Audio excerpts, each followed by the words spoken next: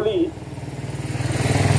যে আজকে নবদা বললেন আমি চাকরার সঙ্গে ৪৫ বছর যুক্ত আছি। এই যে ৪৫ বছর ধরে তিনি বাবা লোকনাথের সেবা করে চলেছেন। বাবা লোকনাথ বলেছেন আমার তিরোধানের ১০০ বর্ষ পরে আমি ঘরে ঘরে পূজিত হব। বাবা লোকনাথকে আজকে বিশ্বব্যাপী হিন্দু, মুসলমান, খ্রিস্টান, বৌদ্ধ সকলেই বাবার পূজা করে। কেউ পুজো করে না, মনে মনে বাবা লোকনাথকে স্মরণ করে, প্রণাম করে। কেন না, বিপদে পড়লে যদি বাবা লোকনাথকে স্মরণ করা যায়, বাবা লোকনাথ রক্ষা করবে। নবদা বলছিলেন যে আজকে প্রায় প্রায় রাস্তাঘাটের কোনায় কোনায় দেখা যায় আমাদের বড় দেবতা।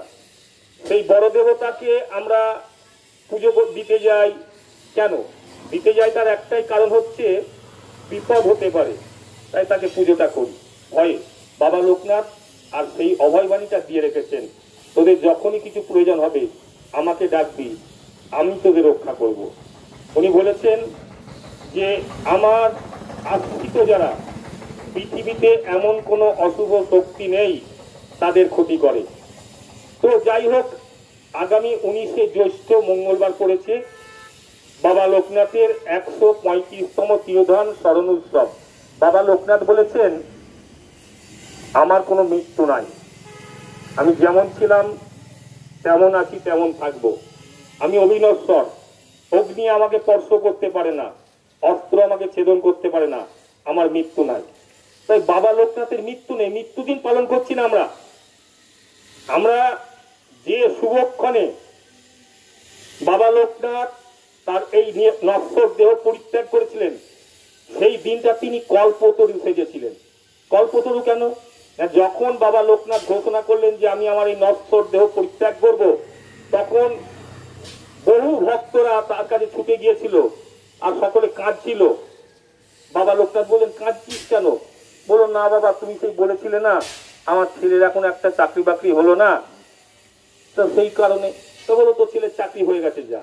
কেউ গিয়ে বললো তুমি বলেছিলে না আমার সেই পেটের ব্যথা, বলো তোর পেটের ব্যথা সেরে গেছে, ভালো করে দেখ। তো এইভাবে মানুষকে তিনি তার যে কল্পতরু সেগুলো তিনি বিতরণ করেছিলেন। সেই কারণে বাবা লোকনাথকে ওই দিনকে কল্পতরু সাজার কথা বলা হয়। তো সেই দিনটা আগামী মঙ্গলবার 19শে জ্যৈষ্ঠ, ইংরাজি 3রা জুন। প্রতি বছর এই দিনটাই পড়ে, সেই দিনটা আমরা পালন করব। সেই উপলক্ষে এখন আমরা পশ্চিমবঙ্গের যতটুকু পারবো এই রথ করে আমরা প্রচার করে বেড়াবো। এবং এখনো পর্যন্ত লোকে জানে না যে বাবা লোকনাথ কে এবং তার কি।